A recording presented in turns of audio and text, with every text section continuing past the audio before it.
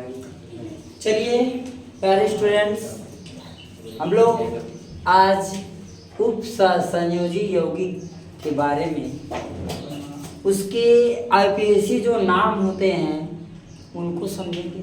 ठीक है, इसके पिछले वाले में बच्चों आपको बता दिया गया कि उप संयोजी यौगिक क्या है। ठीक है, और उससे रिलेटेड जो भी बातें थे इसके पिछले वाले वीडियो में बच्चों आपको समझाया गया। आज प्यारे स्टूडेंट्स हम लोग समझेंगे कि उप संयोजी यौगिक क्या होता है। ठीक है, इसके नामकरण कैसे होता है, मतलब इसका नाम यदि लिखना है हमको तो कैसे इसका नाम लिखेंगे। ठीक है, समझ आ रहा है ना, इसके नाम को यानी आईपीएससी नाम कैसे लिखा जाता है ये समझा जाए। ठीक है, चलो देखिए, उप संयोजी यौगिक का आईयूपीएसी नाम तत्व कहने का तात्पर्य बच्चों क्या है कि जो आईयूपीएसी नाम है इसको कैसे बनाना है, सबसे इम्पोर्टेंट पॉइंट ये। तो नाम बनाने के लिए क्या करेंगे, सबसे पहला काम क्या करेंगे बच्चों, इसका जो फार्मूला है ना उसको जानेंगे कि इसको कैसे बनाया जाए। देखो, इसके पहले जो हम लोग आईपीएससी नाम पढ़े हैं ना ऑर्गेनिक केमिस्ट्री में, ठीक है, ऑर्गेनिक केमिस्ट्री में जो बच्चों हम लोग आईयूपीएसी नाम पढ़े हैं वो एकदम अलग है। ठीक है, उसकी प्रक्रिया पूरा अलग है, इसकी प्रक्रिया थोड़ा सा अलग है। इसमें भी नाम ही लिखना है, उसमें भी नाम ही लिखना था, उसका फार्मूलाज अगर था अलग था, उसके रूल अलग थे, थोड़ा इसके रूल थोड़ा हट के। कैसे है, हट के। देखो कैसे हट के है, देखा जाए तो बच्चों देखो ये हट के कुछ ऐसे है कि इसमें दो प्रकार के संकुल होते हैं। कितने प्रकार के, दो प्रकार के, एक ऋणायन संकुल होता है और एक धनायन संकुल। ठीक है ना बच्चों, एक कौन, ऋणायन संकुल और एक धनायन संकुल। ठीक है, तो ऋणायन संकुल कौन है और धनायन संकुल कौन है, इनको थोड़ा सा पहले जान लो ना। देखिए, आईपीएससी नाम बनाने के लिए हमें दो चीज जानना बहुत जरूरी है कि ऋणायन संकुल कौन होगा और धनायन संकुल कौन होगा। ठीक है बच्चों, एक एग्जांपल आप लिखिए। जैसे देखिए लिखा है K4 FeNH3 ये क्लोज हो गया है ना।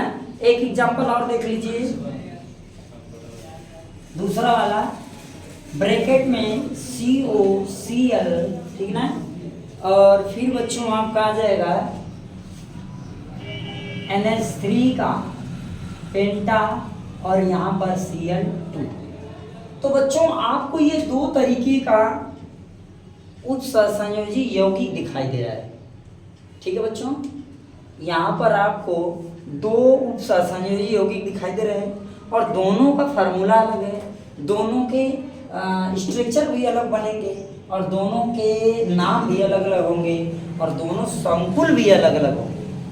समझ पा रहे हो, इसमें ये वाला संकुल कौन सा है, ये वाला संकुल कौन सा है, पहले तो हमें ये समझना है कि ऋणायन संकुल कौन होगा, धनायन संकुल कौन होगा।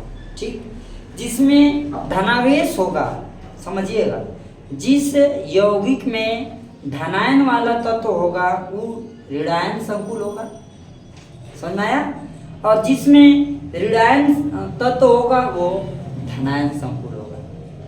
जिस यौगिक में धनायन तत्व होगा वो क्या होगा, ऋणायन संकुल, राइट, और जिस यौगिक में क्या होगा, ऋणायन तत्व जुड़ा होगा वो क्या होगा, धनायन संकुल होगा। फिर से समझो, ये देखिए K4 लिखा है और जब भी हम इसकी बात करेंगे तो गुरु कोष्ठक के बाहर की बात करेंगे, न कि गुरु कोष्ठक के अंदर की बात करेंगे। समझ पा रहे हैं, गुरु कोष्ठक के बाहर ये देखो क्या है, क्या दिखाई दे रहा है आपको, K4। तो बच्चों ये बताइए कि ये किस प्रकार का तत्व है, धनायन तत्व है या ऋणायन। तो जैसे ही धनायन कोई तत्व मिलेगा आपको, गुरु कोष्ठक से पहले लिखा हुआ जो रहेगा वो धनायन तत्व होगा और वह ऋणायन संकुल के अंतर्गत आएगा। क्लियर हो रहा है, कोई कंफ्यूजन बच्चों नहीं है ना। और ये किस संकुल के अंदर आएगा, धनायन संकुल के अंतर्गत आएगा। इतना जान गए। अब हम लोग समझेंगे प्यारे बच्चों कि इसका नामकरण कैसे करना है। इसका नामकरण कैसे करना है बच्चों, फार्मूला देखिए आपको एकदम क्लियर होगा। आज के बाद आप लोगों का उपसहयोगी योगी के जो IUPAC नाम होते हैं प्यारे, भूलोगे नहीं, ये तो मैं गारंटी ले रहा हूँ, ठीक है ना, ये मैं गारंटी ले रहा हूँ। अगर आप ध्यान से इसको फार्मूला को देख लिए, आज के बाद आपको उपसहयोगी योगी की नामकरण कहीं पढ़ने की जरूरत नहीं पड़ेगी, ये भरोसा दिला रहा हूँ मैं। देखो कैसे चला जाए, आप लोग बस खाली थोड़ा सपोर्ट करते रहिए प्यारे स्टूडेंट। ऐसा आग लगाऊंगा ना केमिस्ट्री जल के भस्म हो जाएगी, ठीक है। बस खाली आप लोग बस थोड़ा सा भरोसा दिलाइए कि हम आपके साथ हैं, बाकी सब पढ़ना कौन बहुत बड़ी बात है। चले जाए तो ऐसे ऐसे नाम को आप कैसे कैसे बनाओगे पहले समझ लो। पहले हम जब नाम बनाएंगे कौन सा, ऋणायन संकुल। किसका बच्चों, ऋणायन संकुल का फार्मूला क्या होगा पहले इसको देखेंगे। किस प्रकार के ऋणायन संकुल यौगिक, क्या ऋणायन संकुल यौगिक का पहले बच्चों हम लोग सूत्र बनाएंगे। किसका बनाएंगे, ऋणायन संकुल यौगिक का पहले हम लोग बच्चों फार्मूला बनाएंगे। एकदम फोकस करिएगा और थोड़ा सा माइंड लगाइएगा प्यारे बच्चों, ये आपसे भूलेगा नहीं, ये गारंटी है। आ जाए, आइए प्यारे बच्चों देखिए क्या है ऋणायन संकुल यौगिक। क्या मतलब क्या होगा, जिसमें धनायन एलिमेंट जुड़े होंगे गुरु कोष्टक के बाहर। किसके बाहर, बस ये पॉइंट समझते रहिए, लास्ट तक पूरा देखिएगा, आपको बोल रहा हूँ बार बार मैं, एकदम क्लियर हो जाएगा। चलिए आइए देखते हैं। तो पहले लिखेंगे क्या, ऋणायन संकुल का नाम। क्या बच्चों, ऋणायन संकुल का नाम। क्या लिखेंगे पहले, ऋणायन संकुल का नाम। नोट करते चलिए, एक ही पॉइंट नोट करते चलिए, फिर एग्जाम्पल मिलेगा, एकदम क्लियर हो जाएगा। तो बच्चों ऋणायन संकुल का नाम प्लस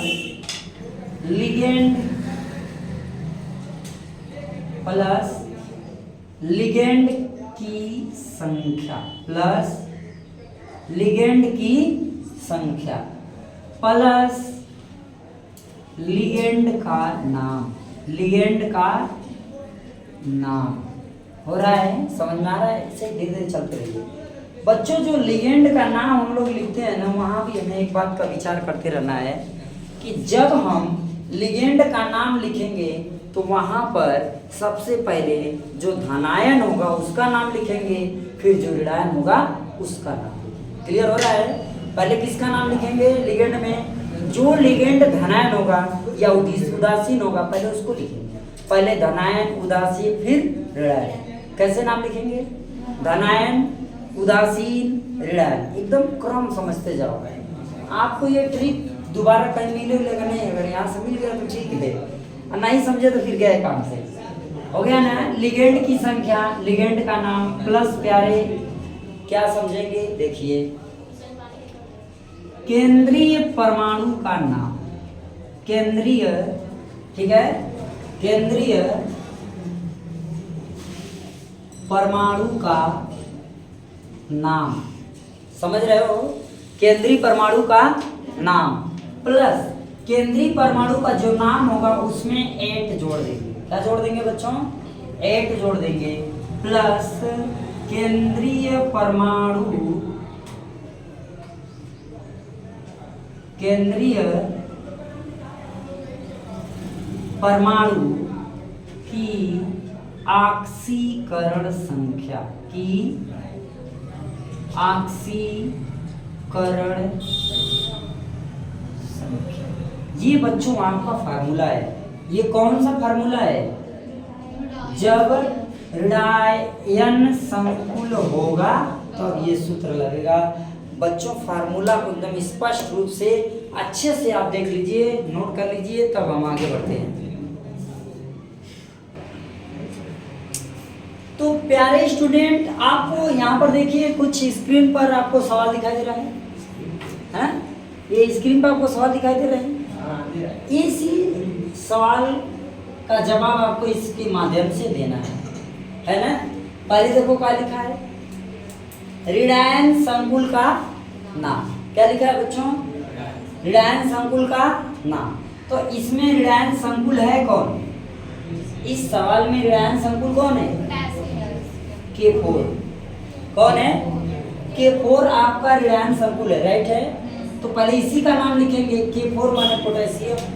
तो देखो ये संख्या से हमको कुछ लेना देना नहीं है, केवल यहाँ जो लिखा है उसी का नाम लिख देना है। क्लियर हो रहा है। तो बच्चों इसका नाम हो गया पोटेशियम। क्या हो गया, इसका नाम क्या हो गया, पोटेशियम। क्लियर, चलिएगा ध्यान से एकदम समझो। ये हो गया। अब लिखा है लिगेंड की संख्या। लिगेंड की संख्या, ये लिगेंड है और ये केंद्रीय परमाणु है। इसके पीछे आपको लिगेंड कौन कौन होते हैं क्लियर बताया गया है। ठीक है, एक बार पिछला वीडियो देखने के बाद बच्चों इसको देखिएगा जरूर से, आपको एकदम क्लियर हो जाएगा। ठीक है, आइए। तो ये मैं क्या कर रहा हूँ बाबू, ये आपका क्या हो गया लिगेंड और ये इसकी संख्या। संख्या 6 होती तो हेक्स लिखते हैं। क्या लिखते हैं, तो बच्चों यहाँ पर हो जाएगा हेक्सा। क्या हो जाएगा, हेक्सा। 6 को हेक्सा हो गया। हाँ हाँ,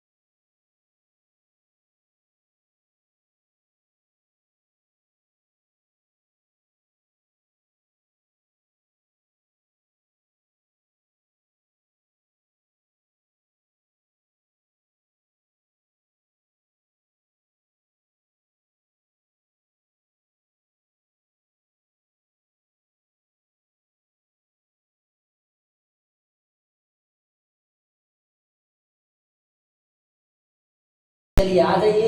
तो अब इसका नाम लिखेंगे। इसमें केंद्रीय धातु कौन है बाबू, Fe है। Fe को फेरस लिखते हैं ना, तो यहाँ लिख सकते हैं। तो ये हो गया फे। अब मैं यहीं पे छोड़ दे रहा हूँ ना, फेर लिख के छोड़ दूँ। अभी क्या लिखा है, में 8 जोड़ देंगे तो फिर 8 हो जाएगा। क्या हो जाएगा, हमने कहा ना केंद्रीय धातु परमाणु का नाम फिर क्या लिख देंगे, 8 लिख देंगे, 8 जोड़ा जाएगा। तो ये क्या हो गया, पोटेशियम हेक्सासाइनोफेरेट। क्लियर। अब कह रहा है क्या, केंद्रीय परमाणु की ऑक्सीकरण संख्या। तो बच्चों देखो यहाँ Cn है, इधर देखिए इसकी ऑक्सीकरण संख्या कैसे निकालेंगे। K लिखा है, K का पोटेशियम का 1 होता है। तो 1 इंटू इसकी संख्या कितनी है बाबू, 4 है, तो 4 लिख दीजिए। प्लस Fe की पूछ रहा है, Fe को x लिख दीजिए, राइट। फिर प्लस Cn का माइनस कितना होता है, Cn की ऑक्सीकरण संख्या -1 होती है। कितनी होती है, -1 होती है। बच्चों इसका -1 हो गया, राइट है ना। फिर इंटू कितना लिखा है, 6 = 0। बच्चों इतनी बात तो समझ में आई होगी। चले और आगे। अब देखिए प्यारे बच्चों, ये 4 1 जा 4 है ना, प्लस x। अब देखो 6 का -1 में मल्टीप्लाई करेंगे तो -6 = 0 हो गया। ऐसे या नो। तो बच्चों ये इसमें क्या करेंगे, इसका घटा देंगे तो आपका आएगा x - 2 = 0, यानी x = बच्चों 2 हो गया। तो जो यहाँ पर जो संख्या लिखाएगी ना बच्चों, 2 नहीं लिखाएगी, 2 रोमन अंक में लिखाएगा। किस में लिखाएगा, रोमन अंक में, 1 2। ये हो गया इसका IUPAC नाम। इसका IUPAC नाम ये हो गया। इस तरीके की से ऑक्सीकरण संख्या निकाली जाती है। क्या बच्चों समझ में आया आपको, ठीक है, आपको समझ में आ गया प्यारे बच्चों। अब एक बात और समझ लीजिए, ऑक्सीकरण संख्या निकालने के लिए आपको जितने भी एलिमेंट होते हैं उनका ऑक्सीकरण संख्या याद होना चाहिए, ठीक है। और जितने जिसके जिसके आंशिक और संख्या होते हैं वो हम आपको पीछे बता भी चुके हैं, कुछ तत्वों का यहाँ पर हम लिख दे रहे हैं, ठीक है बच्चों। जैसे मान लीजिए Cl की कितनी होती है प्यारे, -1, Cl की कितनी और F की कितनी ना। जैसे ना फूलों में, कलियों में, बहारों में आई कौन, आंटी जी ना।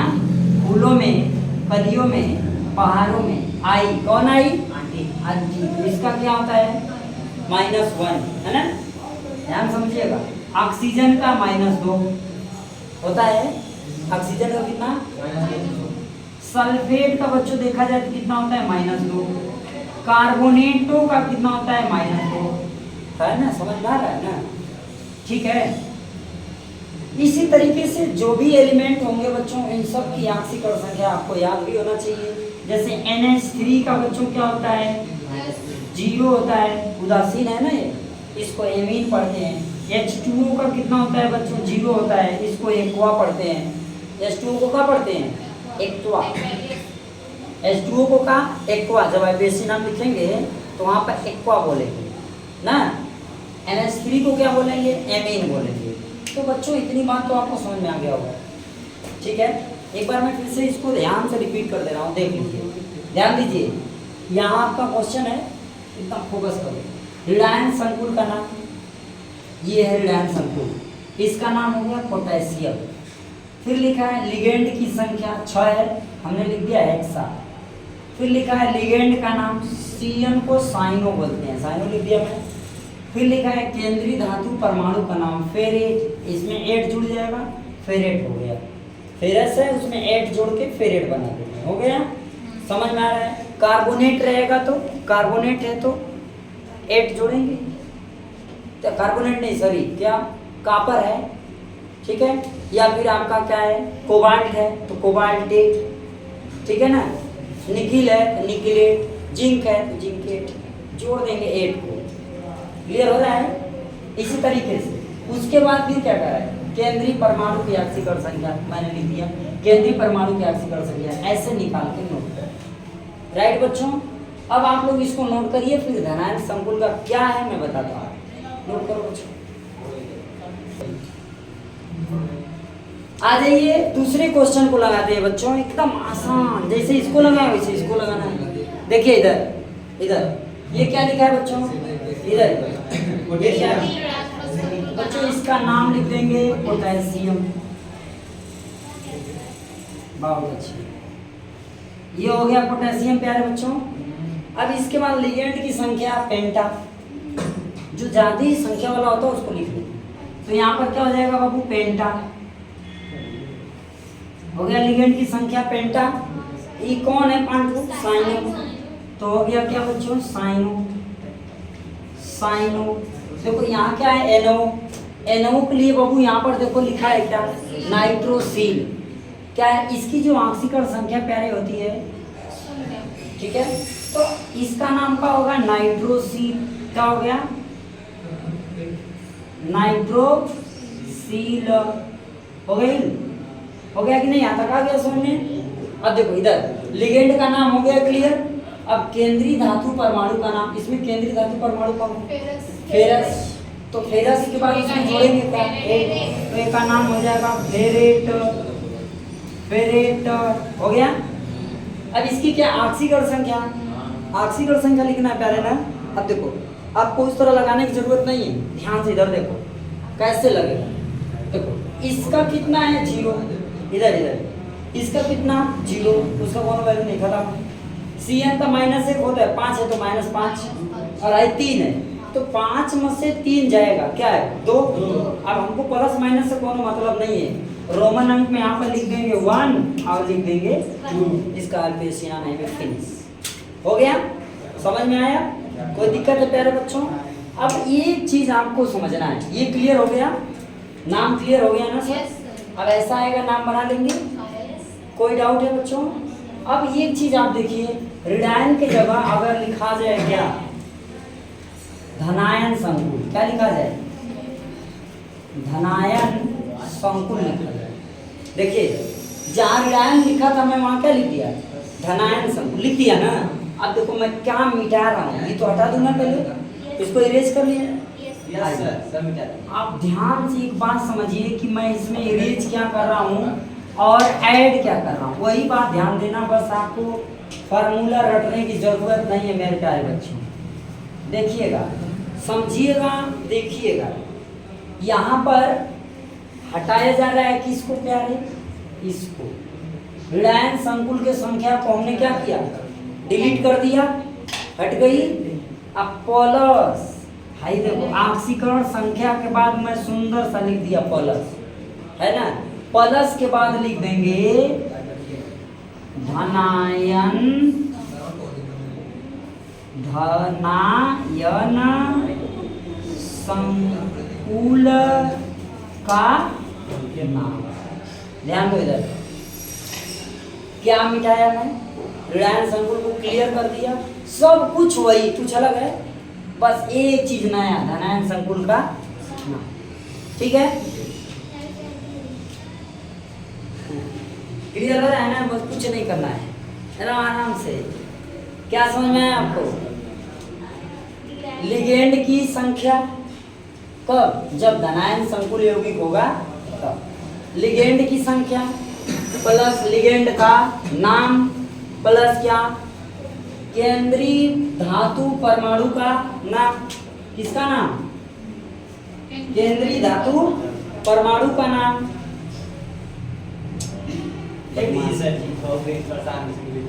प्लस 8 प्लस केंद्रीय परमाणु की ऑक्सीकरण संख्या प्लस धनायन संकुल का नाम। फार्मूले को नोट करो बाबू, अभी हम इसका एग्जांपल आपको समझाते हैं। चलो देखो बच्चों, इधर ध्यान दीजिए, ये आपका सवाल है। क्वेश्चन क्या कह रहा है, देखो ग्रुप कोष्ठक में क्या है, कोबाल्ट, फिर कार्बोनेट, फिर आपका एमीन संख्या है और ये क्लोराइड है। सुनिएगा, जब इसका नाम लिखेंगे कौन सा, आईपीएसी नाम लिखेंगे, तो बच्चों यहाँ आपको फार्मूला दिख रहा है ना, सेम कुछ नहीं, बस यही फार्मूला आपको लिख देना है। क्या, लिगेंड की संख्या, इसमें लिगेंड की संख्या 5 है, तो लिख देंगे क्या, पेंटा। क्या लिखेंगे, पेंटा। क्या लिखेंगे बाबू, पेंटा हो गया। फिर उसके बाद का एमीन है, तो यहाँ पर क्या हो जाएगा, एमीन। समझो समझो, नहीं लिखा इधर, ये पेंटा, ये एमीन, ये कार्बोनेटो, लिखो इसके बारे में, इसको बोलते हैं कार्बोनेटो। ये बच्चों हो गया कार्बोनेटो, हो गया कार्बोनेटो। इसके बाद लिगेंड का नाम हो गया। अब किसका नाम लिखेंगे, केंद्रीय धातु परमाणु का नाम। केंद्रीय धातु परमाणु कौन है, सीओ को क्या बोलते हैं, कोबाल्ट। सीधे कोबाल्ट लिखेंगे। क्या लिखेंगे, आइए देखो इसमें देखो फार्मूले में ना बोला नहीं हूँ, गलती हो गई बच्चों, 8 को हटा दें, बस इसमें 8 नहीं लिखेंगे, ठीक है। जो उसमें था 8 लिख रहे थे, इसमें 8 खाली नहीं लिखेंगे, थोड़ा सा ध्यान दीजिएगा, यहाँ थोड़ा सा मिस्टेक हो गया, काट दीजिएगा उसको। बस इसको 8 नहीं लिखेंगे, बाकी सेम फार्मूला रहेगा, ठीक है ना बच्चों, क्लियर है ना। आइएगा समझिएगा, तो पेंटाएमीन कार्बोनेटो हो गया, पेंटाएमीन कार्बोनेटो, ये इतना चीज लिखा गया, लिगेंड का नाम, लिगेंड की संख्या हो गया। अब लिखेंगे केंद्रीय धातु परमाणु का नाम, तो कौन है, कोबाल्ट। तो कोबाल्ट एकदम सीधे लिख देंगे, कोबाल्ट हो गया, कोबाल्ट। अब इसके बाद बाबू का लिखते हैं क्या, केंद्रीय परमाणु की ऑक्सीकरण संख्या। तो इसमें ऑक्सीकरण संख्या देखेंगे, इसका होता है बच्चों कितना, 2, और इसका होता है 0। समझो, यहाँ क्या है, NH3 का 0, हाई 2 और हाई 1, कितना हो गया, क्योंकि ये -2 होता है और ये -1 है, तो -2 -1 कितना हो गया, -3। अब हमने अभी आपको बताया कि माइनस प्लस नहीं लिखते हैं, केवल रोमन अंक में लिखते हैं, राइट है।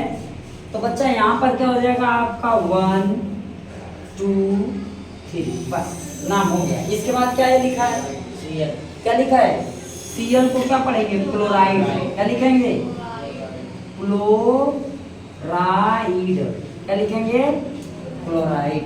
क्लियर हो रहा है ना, कोई कंफ्यूजन है इसमें आपको, किसी प्रकार की दिक्कत है बच्चों? बस ये आपसे थोड़ा संख्या निकालेंगे। बस भाई आपसी गौण संख्या आपको निकालना आ जाएगा पहले बच्चों, एक से दूसरे निकालेंगे सब आ जाएगा। आप केवल ध्यान से प्रैक्टिस कर लीजिए, सब आ जाएगा बच्चों। आप लोगों को अच्छा लगा होगा ना बच्चों, तो अपने दोस्तों में जरूर भेजना ना, ठीक है। अच्छा नोट कर लिया था लोगों?